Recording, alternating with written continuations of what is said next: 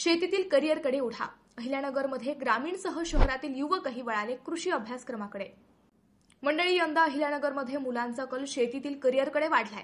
त्यामुळे अहिल्यानगर जिल्ह्यातील कृषी महाविद्यालयात अभ्यासक्रमासाठी उपलब्ध एकूण 1250 जागांपैकी यंदा सर्व जागांवर पूर्ण क्षमतेने प्रवेश झालेत.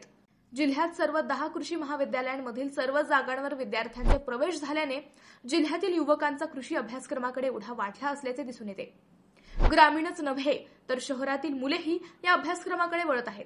विद्यार्थ्यांचा ओढा इंजिनिअरिंग, सीए, बीकॉम या अभ्यासक्रमांकडे असताना यंदा मात्र विद्यार्थी बीएससी ॲग्री व अन्य कृषी अभ्यासक्रमांकडे वळत आहे.